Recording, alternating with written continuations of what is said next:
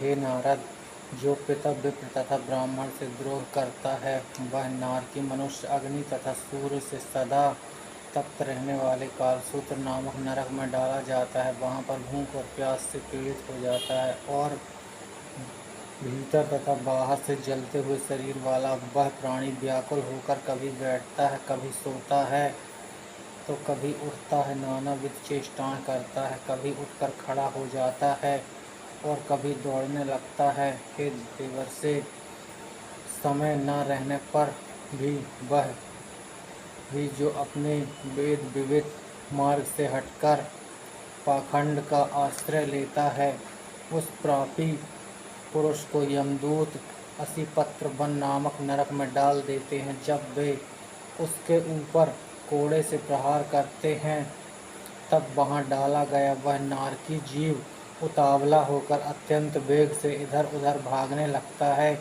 जिससे दोनों ओर तीखी धारों वाले 80 पत्रों से उसका शरीर छिद जाता है। छिदे हुए सभी अंगों वाला वह जीव हाय मैं मारा गया ऐसा कहते हुए मूर्छित हो जाता है। इस प्रकार वह अल्प बुद्धि प्राणी वहाँ असीम कष्ट भोगते हुए पग पग पर गिरता है और अपने किए हुए कर्म के अनुसार उस पाखंड का फल भोगता है।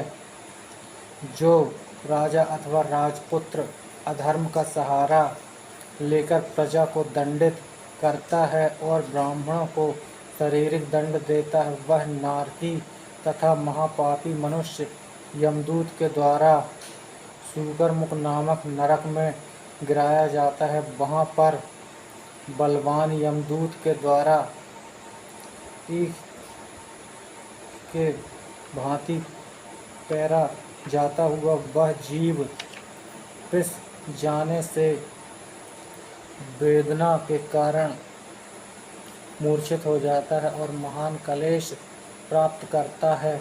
इस प्रकार अनेक प्रकार से पीड़ित होता हुआ जीव बहुत पीड़ा पाता है। जो पुरुष इस लोक में खटमल आदि जीवों की हिंसा करता है वह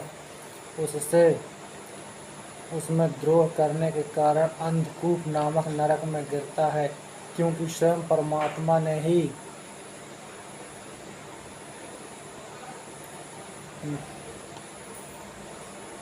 नामक नरक में गिरता है, क्योंकि स्वयं परमात्मा ने ही रक्त पान आदि उनकी वृत्ति बना दी है और उसके कारण उन्हें दूसरों को कष्ट पहुंचाने का ज्ञान भी नहीं है, किंतु उन्हें ईश्वर के द्वारा विधि